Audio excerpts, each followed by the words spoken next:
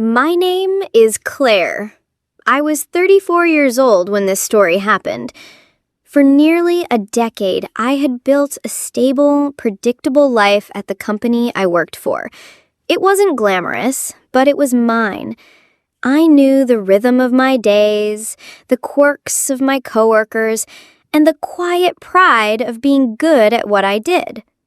And then, she arrived. Her name was Vanessa. 40 years old, a polished professional on paper, but in reality, she was arrogant, condescending, and obsessed with power. From the moment she stepped into our office, she claimed her role was proof she was, and I quote, smarter than anyone else. What Vanessa didn't know was that I had my own secret, a secret that would eventually become the very weapon I'd use against her. And by the end of this story, she would never see it coming. Before I tell you how I turned her arrogance into my revenge, make sure you're subscribed, because trust me, you do not want to miss stories like this. For nearly a decade, I had built a steady rhythm at the company where I worked. It wasn't glamorous. It wasn't the kind of job that earned applause or headlines, but it was mine. I knew the systems, I knew the people, and I had carved out a space where I felt both useful and respected. My old boss valued me. My colleagues trusted me. I wasn't just another employee filling a desk. I was part of the foundation that kept everything running. But all of that stability shattered the day she arrived, the new director. Her presence was felt before she even said a word. The sharp click of her heels down the hallway, the way conversations dropped to silence when she walked into a room. The air itself seemed to change, as if she carried with her a demand for submission. And then she spoke. I'll never forget that first meeting. She leaned back in her chair, scanned the room with a self-satisfied smile, and delivered a line that instantly set the tone. The reason I was chosen for this position is simple. I'm smarter than anyone else. That was the moment we all understood what she really was. Not a leader, not a mentor, but a dictator who thrived on control. From the start, she turned routine into torment. She micromanaged every detail, needlessly inserting herself into processes that had run smoothly for years. A task that should have taken 10 minutes suddenly took an hour because she insisted on being part of each step. And me? I became her favorite target. She would appear in my office doorway, her eyes narrowing like a predator sizing up prey. Then she'd ask a question she already knew the answer to, and she'd stand there, silent, waiting, watching me like I was taking some twisted exam. But it wasn't just games, it was punishment.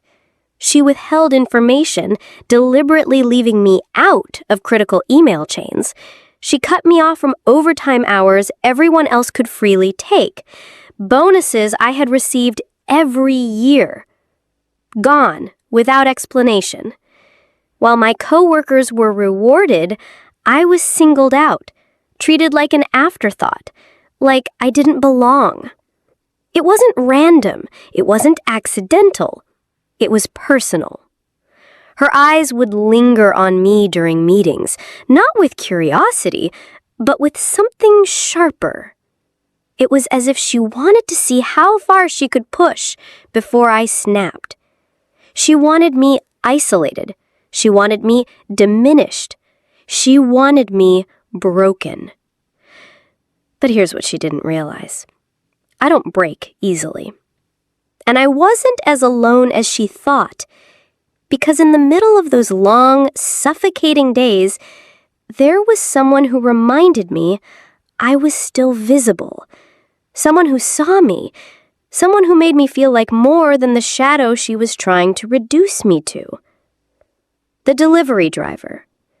He wasn't part of the company, but he was a constant presence. Younger than me, with a kind of effortless confidence that didn't need to be announced. He'd walk through the door, smile in that easy, natural way, and suddenly the day didn't feel so heavy.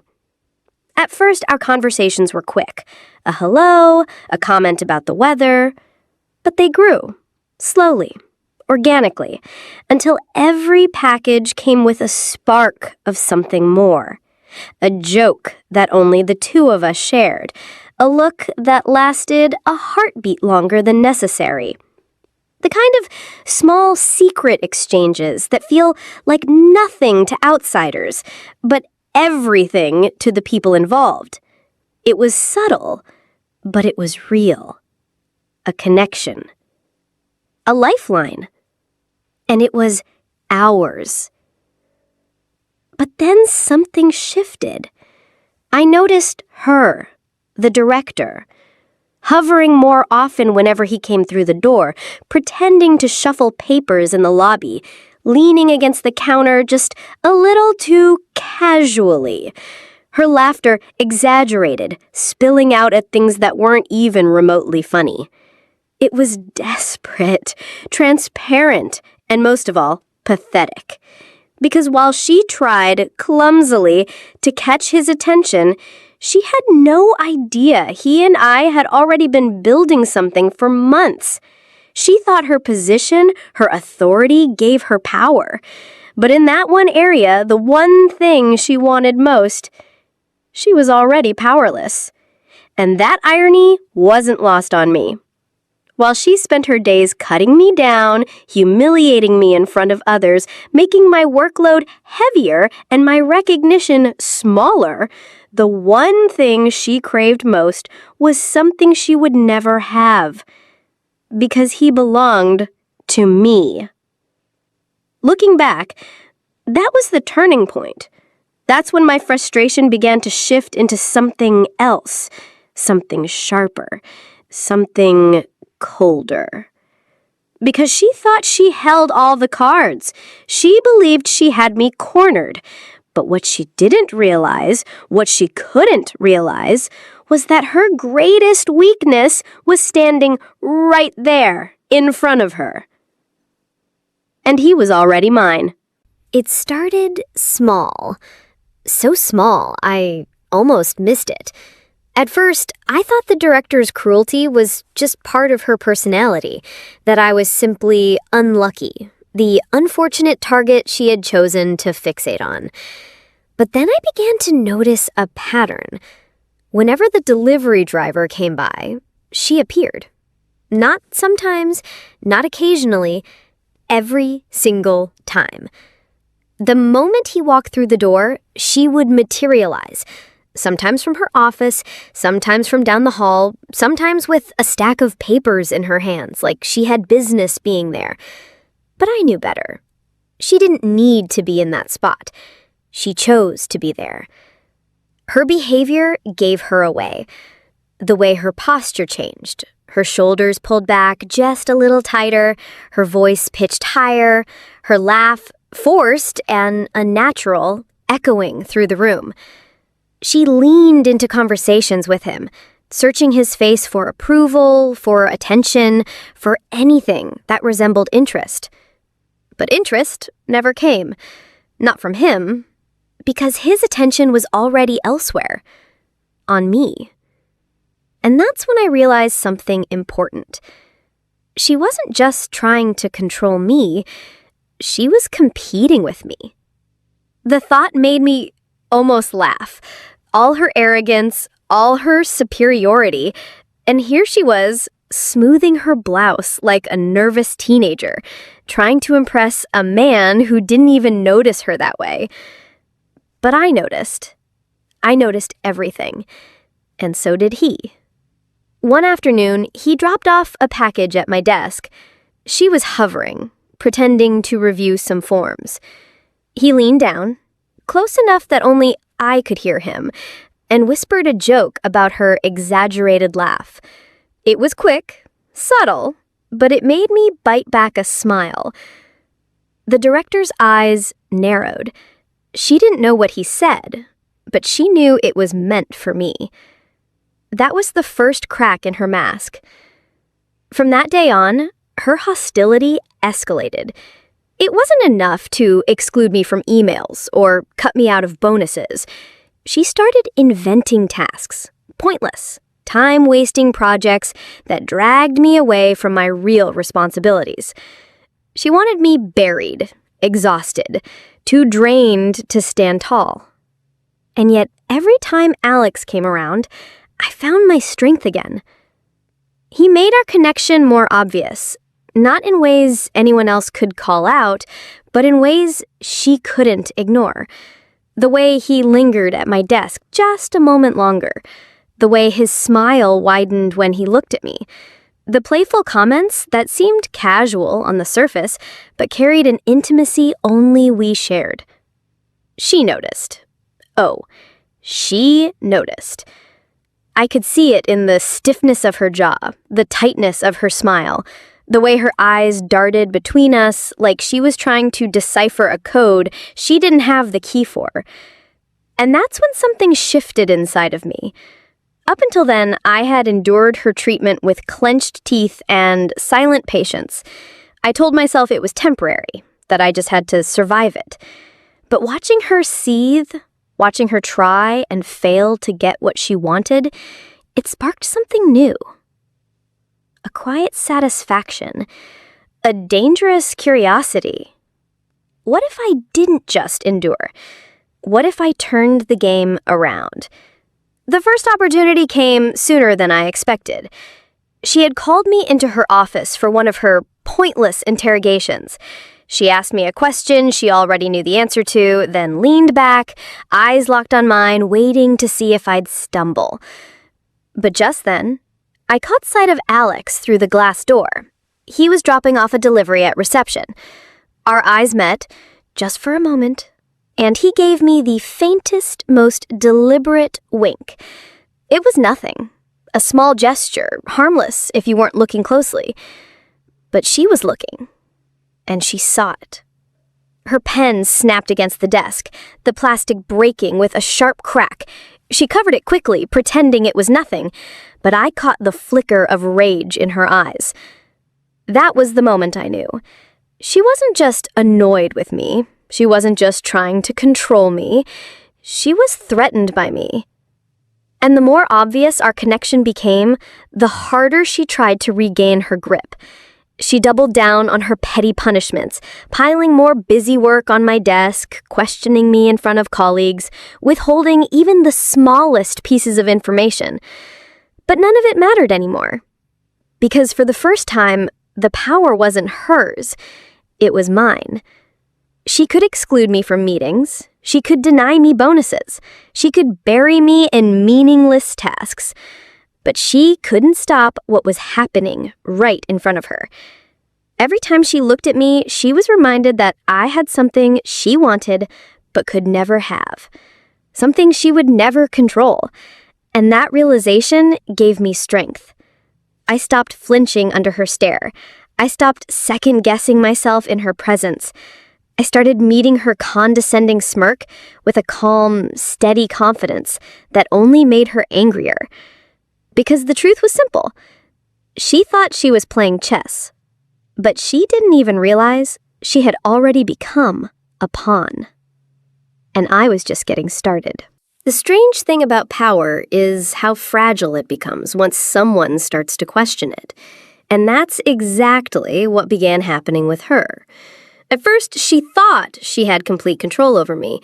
She controlled my hours, my bonuses, even the way I was perceived by others in the office.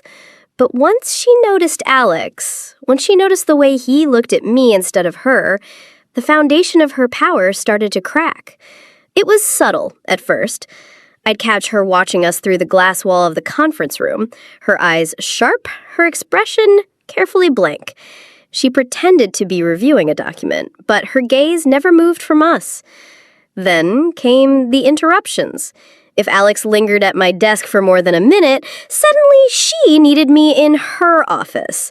If he stopped to chat on his way out, she would appear, smiling too brightly, inserting herself into the conversation like an unwelcome guest.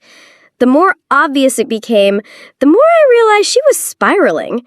She wasn't just suspicious, she was jealous. And jealousy made her sloppy.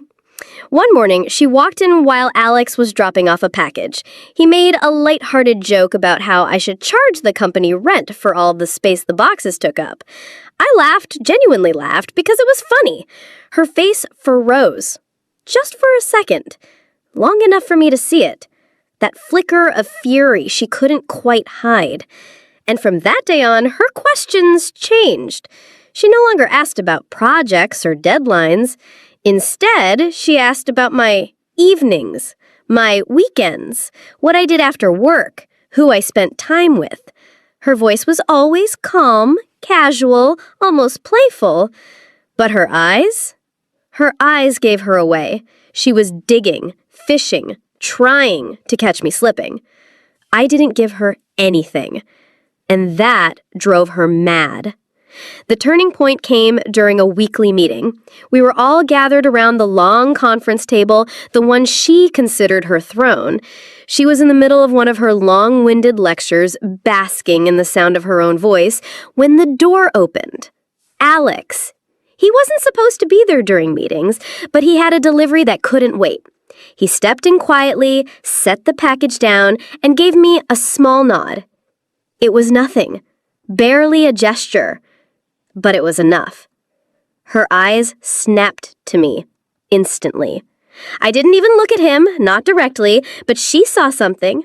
In the way I shifted in my chair, the way the corner of my mouth twitched like I was suppressing a smile, she saw it, and she knew. Her voice faltered mid-sentence. For a second, the almighty director, the woman who claimed to be smarter than everyone else, lost her composure.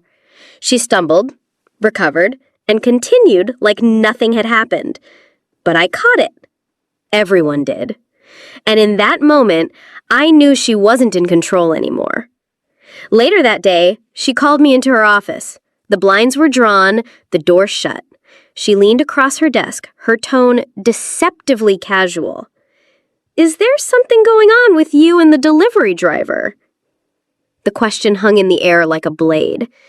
I kept my face neutral, my voice calm. "No? Why would you ask that?" She stared at me, searching for cracks, for guilt, for anything that might confirm her suspicions. But I gave her nothing. After a long silence, she leaned back, forced a smile, and waved me off, but the look in her eyes told me everything. She didn't believe me. And that was her mistake. Because suspicion without proof is poison. It eats away at a person, makes them reckless, paranoid, desperate. And that's exactly what began happening to her.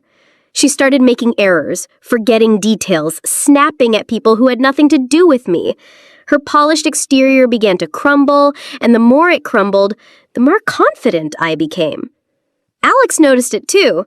One evening, as he handed me a package, he smirked and whispered, "She's watching us harder every day." I whispered back, "Good," because by then, the game had changed. No longer was I just surviving her cruelty. Now, I was letting it fuel me. Her suspicion had backed her into a corner. She couldn't prove anything, but she couldn't stop herself from obsessing either. And the more she obsessed, the less control she actually had. That was the turning point. The moment I stopped being her victim and started becoming her problem. Suspicion is a dangerous thing. Once it takes root, it twists everything. And in her case, it became an obsession. She was convinced something was happening between me and Alex, but she couldn't prove it. So, she started inventing little traps. At first, they were subtle. She scheduled me for back-to-back meetings that ended right around a time Alex usually made his deliveries. I'd walk out of a conference room only to find him already gone, her smug smile waiting for me like she had just outplayed me in a game I didn't even know I was playing. Then it escalated. One afternoon, she asked me to stay late for a project. I knew exactly what she was doing, testing me, trying to see if Alex would show up after hours, hoping to catch me in some compromising moment. The irony, of course, was that she had no idea she was giving me the perfect excuse to test her. Because while she thought she was cornering me, I was already sketching out my revenge. And here's where the first red herring comes in. I started feeding her just enough to keep her suspicions alive. Not confirmation, not evidence, just little things that made her question herself. A smile when Alex walked in, a lingering glance, a hushed word that she couldn't quite catch. Each time, I made sure it was subtle enough that anyone else would shrug it off as nothing. But not her. No, she was looking too hard, watching too closely. To her, every half-smile became proof. Every glance was a confession. It drove her mad. And that was exactly what I wanted. While she obsessed over the idea of catching me in the act, I was planning something bigger, something she would never see coming. Alex was on board from the start. He understood the game and he played his part perfectly. The casual jokes, the playful banter, the easy charm that only made her want him more, while reminding her she would never have him. He knew what we were doing, and he enjoyed it just as much as I did. But I wanted more than flirtation. I wanted revenge. Not loud, not public, but sharp. Psychological. Something that would make every single day a private torment for her. And I knew exactly where to strike. The conference room. That room wasn't just a meeting space. To her, it was a throne. She sat at the head of the table, commanded the room, used it as her stage to perform her superiority. Every lecture, every humiliation, every moment she tried to assert her dominance over me, it happened there. So that's where I decided it would happen. That's where I would take my power back. The first time, it was almost reckless. After hours, when the office was empty, I used my keys to let Alex in. The silence of the building wrapped around us, the fluorescent lights humming above like accomplices. And there, in the very heart of her kingdom, we claimed the space for ourselves. It wasn't just about intimacy. It was about power. Every laugh, every kiss, every moment was a declaration this room wasn't hers anymore. Not fully. It was ours.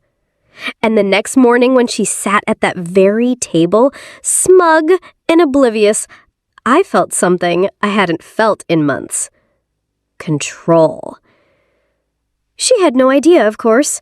She sat there, sipping coffee, flipping through her notes, lecturing the team as if the room still belonged to her. But to me, it was transformed.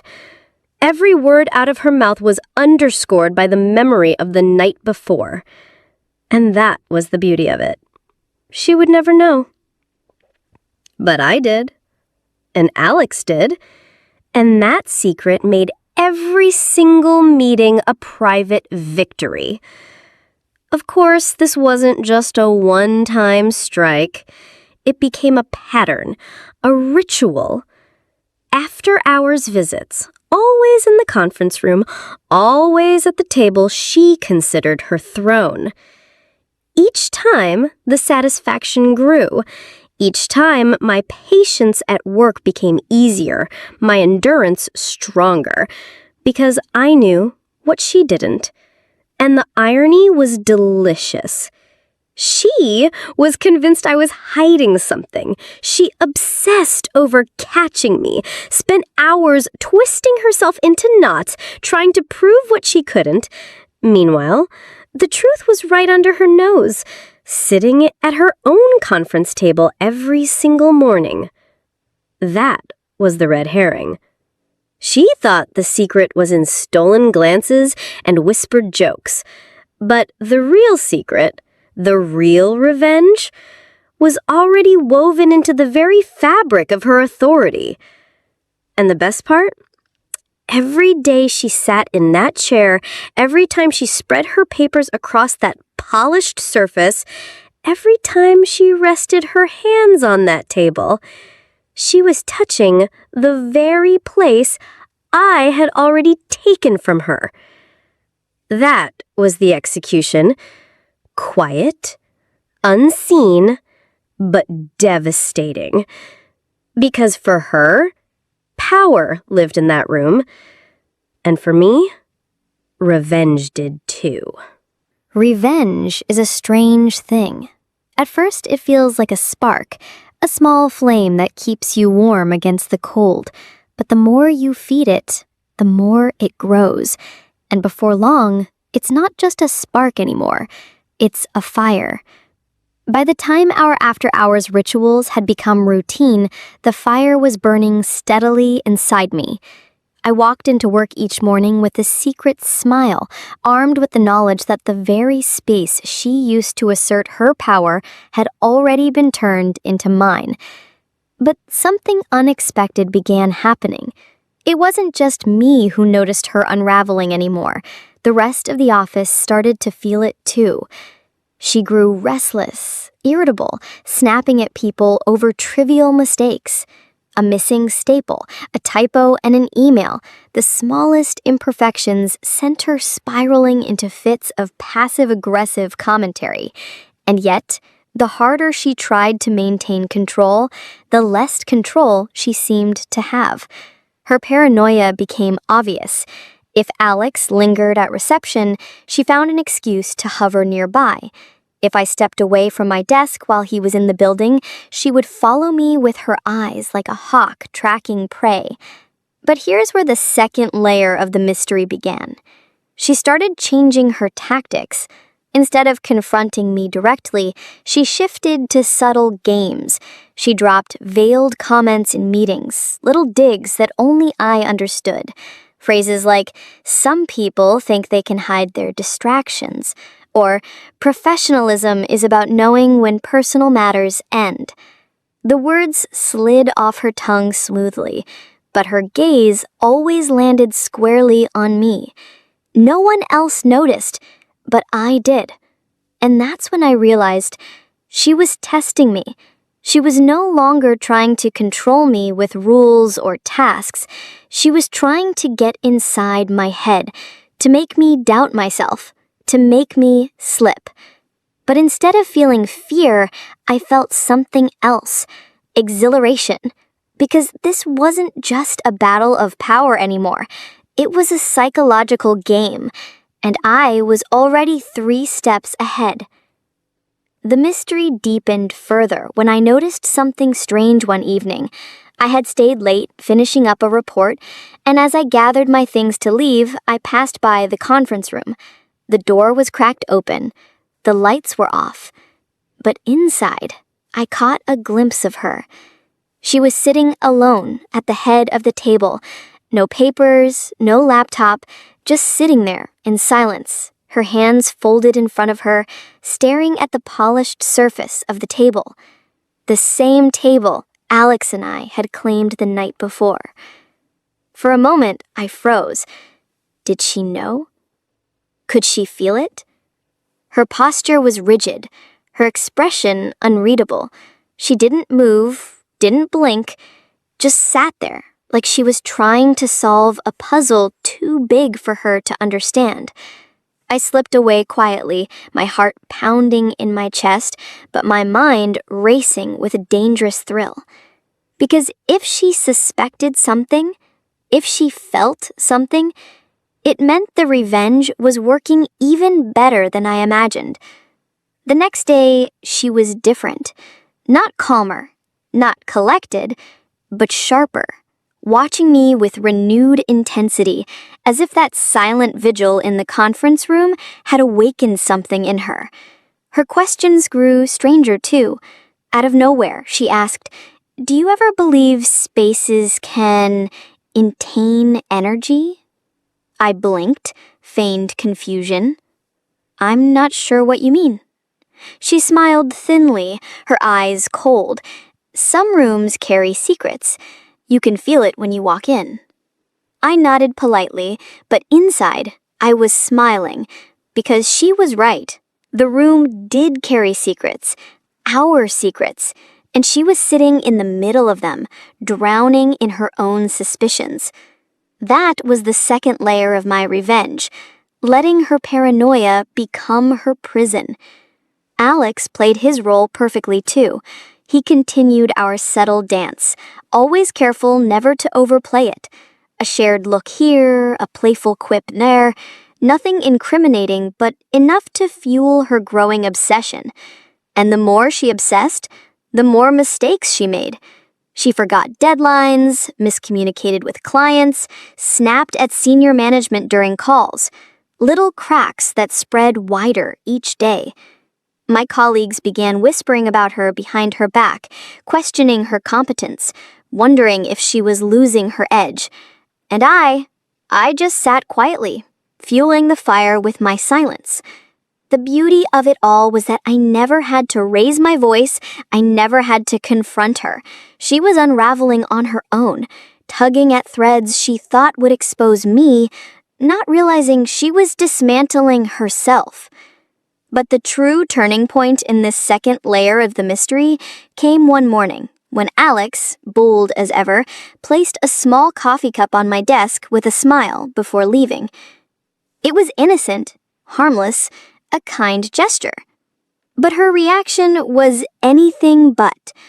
She slammed her folder shut so hard that the sound echoed through the office. Everyone looked up, startled.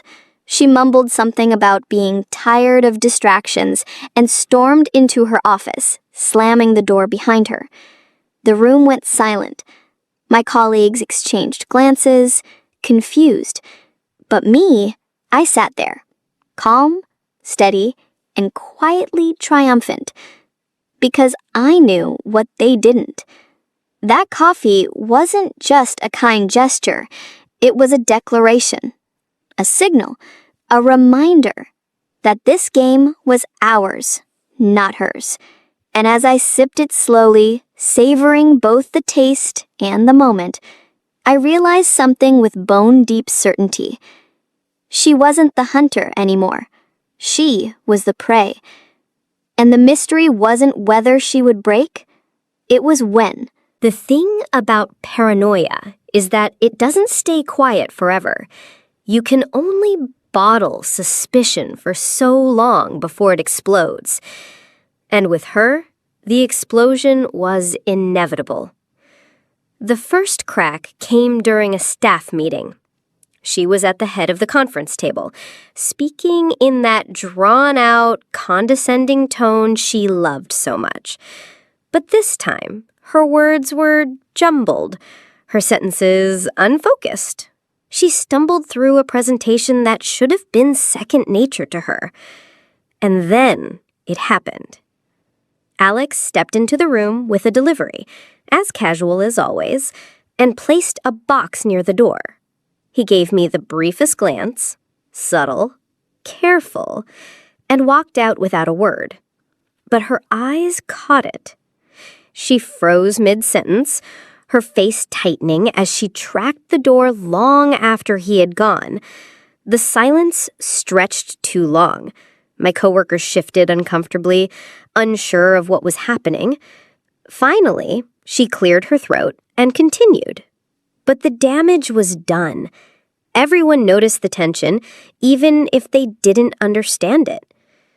Later that afternoon, she cornered me in the hallway. "Enjoy your little "Interruptions," she hissed, her voice low enough that no one else could hear. I met her glare evenly. "I'm not sure what you mean." Her lips curled into something between a smile and a snarl. "Don't play games with me. I see the way he looks at you." I tilted my head, feigning confusion. "He's a delivery driver. He looks at everyone." Her nostrils flared, but she didn't respond.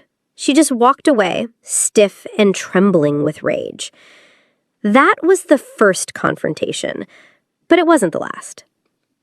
Over the next weeks, her hostility grew bolder.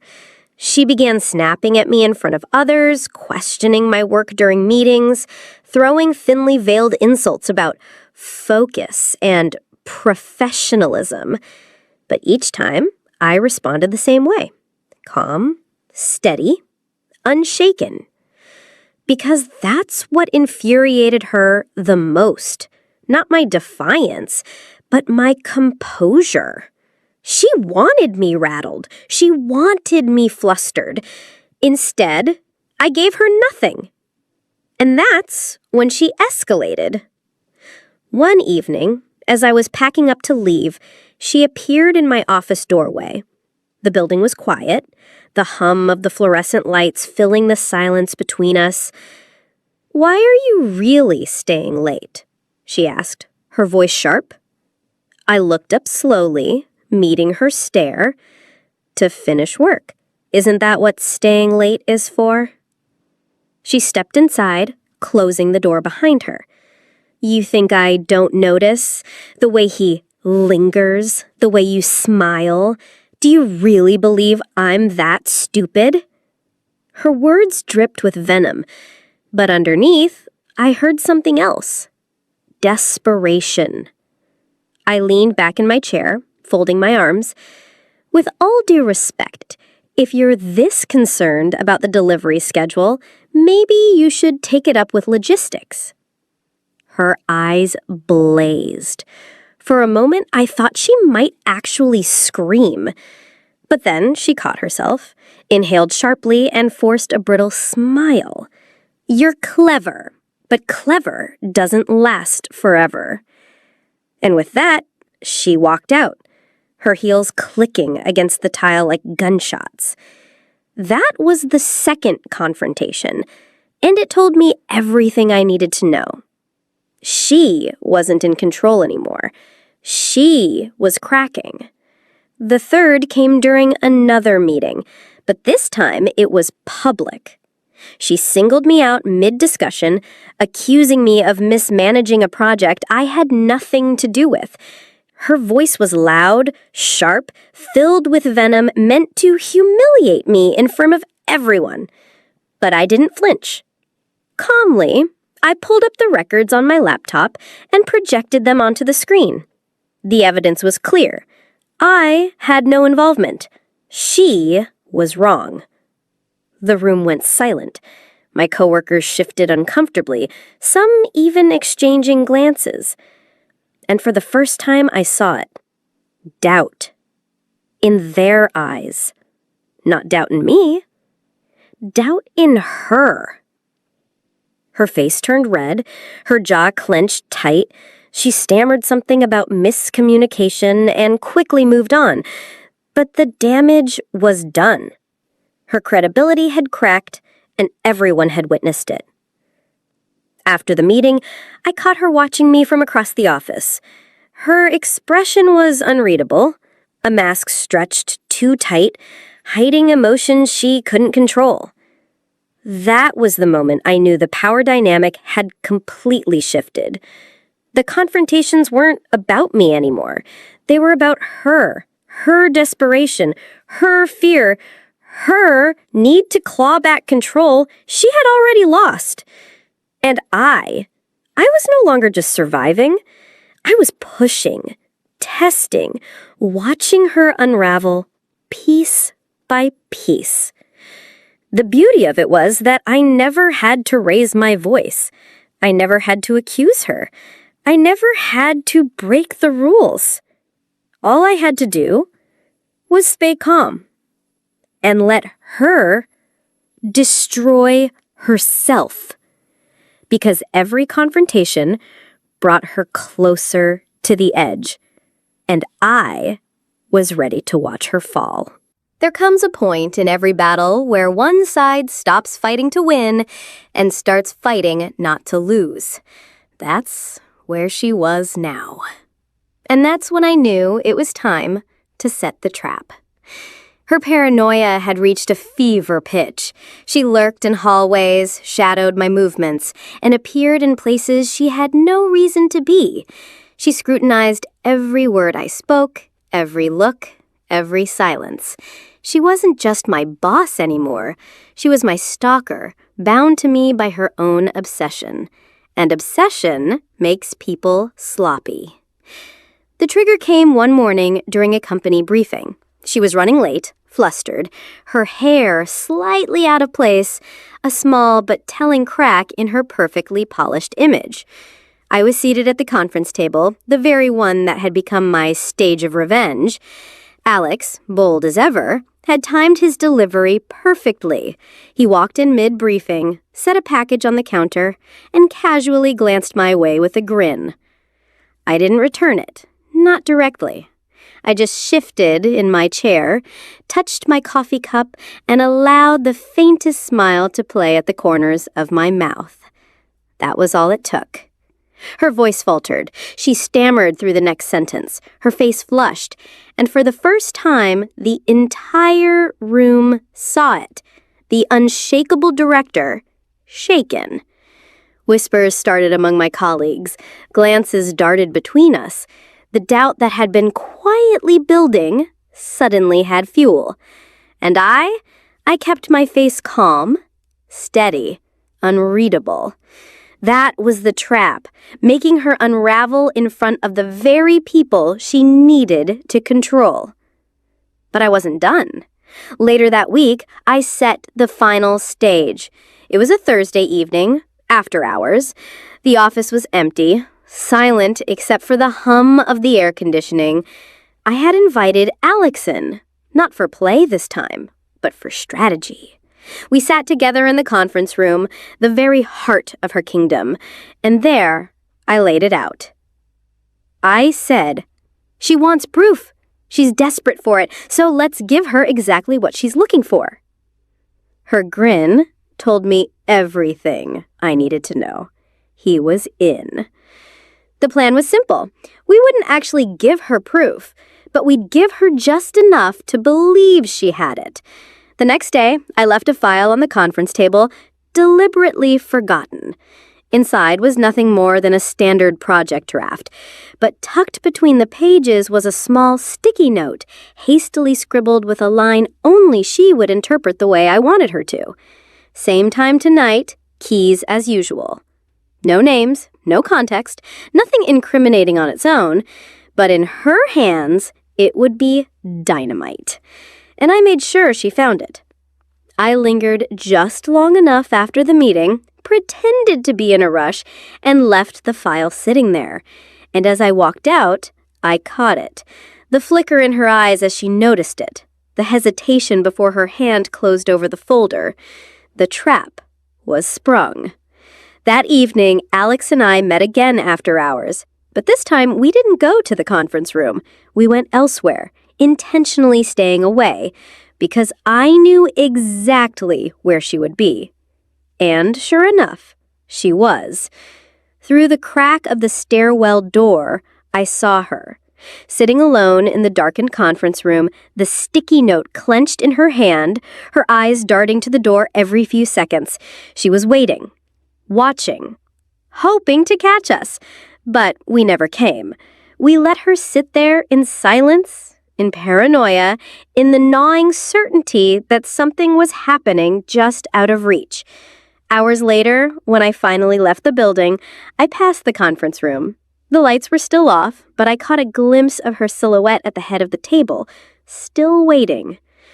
And in that moment, the victory crystallized. The trap wasn't about proving her wrong. It wasn't about exposure or public spectacle. It was about making her destroy herself, about letting her obsession consume her so completely that she lost sight of everything else. The next day, she was a wreck. Her eyes were bloodshot, her movements jittery, her temper razor thin. She snapped at colleagues, barked at assistants, and stumbled through meetings with a sharpness that had dulled into something brittle and erratic. The whispers in the office grew louder. People questioned her judgment, her stability. Senior management began to take notice. And I sat quietly at my desk, sipping my coffee while the trap played out exactly as I intended. Because now, it wasn't just me who saw her unraveling. It was everyone. The queen of superiority, the self-proclaimed smartest person in the room, was crumbling. And I had set the stage. The morning after the trap, the energy in the office had changed. It was subtle at first. A whisper here, a glance there. My coworkers, who once walked on eggshells around her, were now exchanging knowing looks, as if they sensed something was off. The woman who used to dominate every room she entered suddenly looked fragile. Her eyes were bloodshot, rimmed with sleepless shadows. She barked orders with a voice that cracked. Her sentences jumbled, her temper short. Even the smallest inconvenience sent her spiraling into visible frustration. The queen had lost her composure, and once people see the cracks in a leader's mask, they never unsee them. At first, it was whispered conversations in the break room. "She seems off. Did you hear her snap at the client this morning? She wasn't like this when she started." But soon it wasn't whispers anymore. It was open doubt. During a team call with upper management, she stumbled through a presentation, contradicting herself, fumbling with slides, and lashing out at one of my coworkers for asking a simple question. The silence on the line after her outburst was deafening. For the first time, they saw it too. The executives, the people who had given her that crown of superiority. And once they saw it, there was no going back. Meanwhile, Alex and I continued our subtle dance. Every glance, every small gesture in her presence fed the fire. Not because we needed to flaunt it, but because her paranoia made even the smallest moments feel like weapons. One morning, he placed a coffee on my desk without a word. She saw it. Her jaw tightened, her hand gripping her pen until it snapped in half. The sound echoed through the office, sharp and violent, and everyone froze. She mumbled something about being clumsy, but the damage was done. Another time, he joked with me at reception while she pretended to shuffle papers nearby. His laugh was genuine, mine followed naturally, and though it lasted only seconds, her reaction was unmistakable. She dropped the stack of papers she was holding, scattering them across the floor. She didn't even bend down to pick them up. Someone else did. She just stood there, trembling, humiliated, powerless. That was the fallout. Not in explosions, but in fractures, in tiny, undeniable moments that eroded her authority piece by piece. But it wasn't just her temper that gave her away. It was her mistakes. She started forgetting deadlines, sending emails with missing attachments, misrecording numbers in meetings. The kind of errors she used to scold others for now stained her own work. And people noticed. The same colleagues she once controlled with fear now began rolling their eyes behind her back. The same people who jumped at her every command now quietly questioned her judgment. Her empire wasn't just cracking, it was collapsing. I'll never forget the day one of my coworkers whispered, "She's losing it, isn't she?" I just smiled, sipping my coffee. Looks that way. But the most satisfying moment came 2 weeks later during another conference room meeting. She was mid-lecture, her voice sharp, her tone dripping with superiority, when Alex appeared with a delivery. He placed the package down. His eyes briefly flicked to me. I didn't even move, didn't even smile, but she saw it. And that was enough. Her words stumbled, her face flushed red, and suddenly she lost it. She slammed her hand at the table, shouting, "Do you people ever focus, or is this entire office a circus?" The room went silent. My coworker stared at her, wide-eyed, stunned. No one said a word. And then, slowly, someone across the table began scribbling notes. Another leaned back in their chair, lips pressed tightly to hide a smirk. The spell was broken. She realized it too. I saw it in her eyes, that flash of panic when she realized she had revealed too much. She tried to recover, muttering about professionalism and standards, but it was too late. The doubt was no longer hidden. It was written across every face in the room. That was the fallout. Not the dramatic explosion she feared, but the slow, steady erosion of everything she thought she controlled. And the best part? She didn't even know the full truth. She didn't know that every time she sat at that polished table, barking orders, demanding respect, she was sitting in the very place I had taken from her. She didn't know that her paranoia wasn't a baseless fear, but a carefully crafted reality. To her, it was chaos.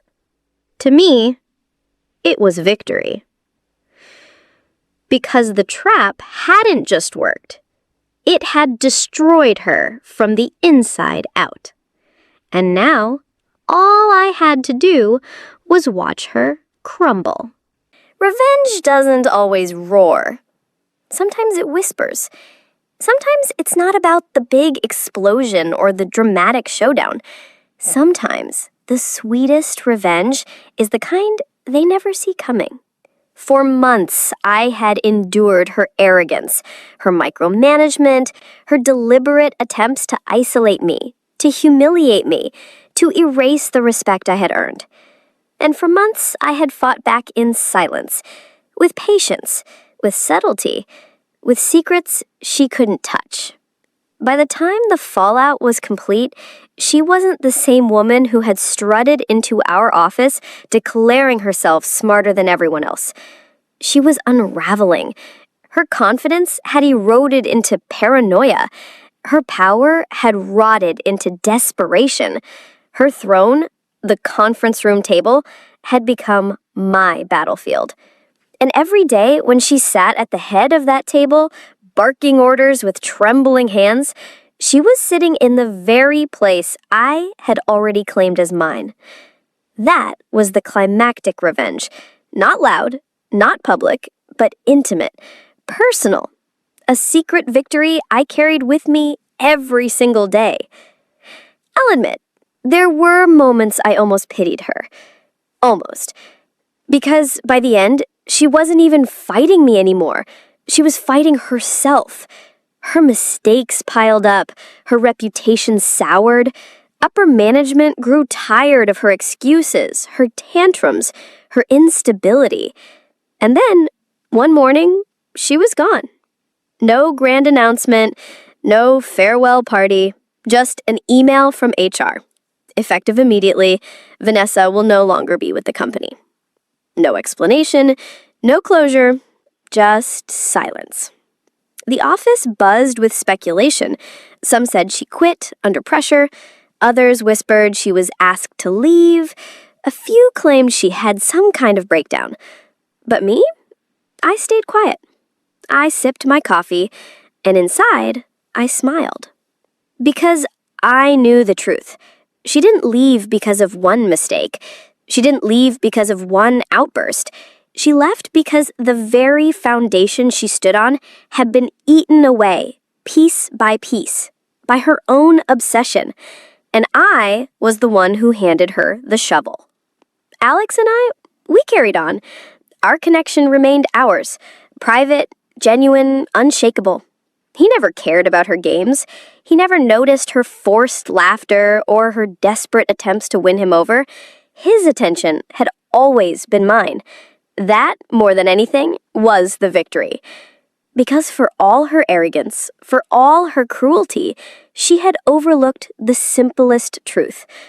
Power isn't about titles. It isn't about who sits at the head of the table. Power is knowing what others don't. Power is the secret you carry when no one else has a clue. And every single time she sat in that conference room, clutching her papers, pretending to be untouchable, she was drowning in a paranoia she couldn't name. She thought she was testing me, but in reality, I was testing her. And she failed. So when people ask me if I ever got revenge, I smile, because revenge doesn't have to be a loud declaration. It doesn't have to be messy or obvious. Sometimes it's as simple as a secret no one else will ever know. My revenge was letting her rule from a throne that was never really hers, letting her bark orders from a table that had already been mine, letting her believe she was in control, even as she unraveled under the weight of her own obsession. And the best part? She never knew. That's what made it perfect. She sat there, day after day, unaware she was already defeated. She clung to her title, her throne, her fragile sense of superiority, while the truth lingered right beneath her fingertips. And I endured. I survived. I won. Because every meeting, every lecture, every smug smile she tried to wield as a weapon was nothing more than a reminder that she was sitting in the very spot where I had already claimed victory. The same table. The same chair. The same stage she believed belonged to her alone. And that knowledge, that silent, devastating truth, was the revenge I never knew I needed. So in the end, it wasn't about breaking her.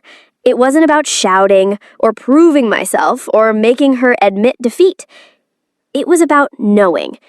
Knowing she sat in my shadow. Knowing her paranoia consumed her.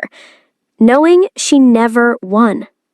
And as for me, I walked away stronger, calmer, victorious in a way no one else could see, but I could feel in every bone of my body. She thought she was the smartest person in the room, but the truth was simpler than she'd ever admit. She was never in control. Not once. Not ever. And that was the sweetest revenge of all.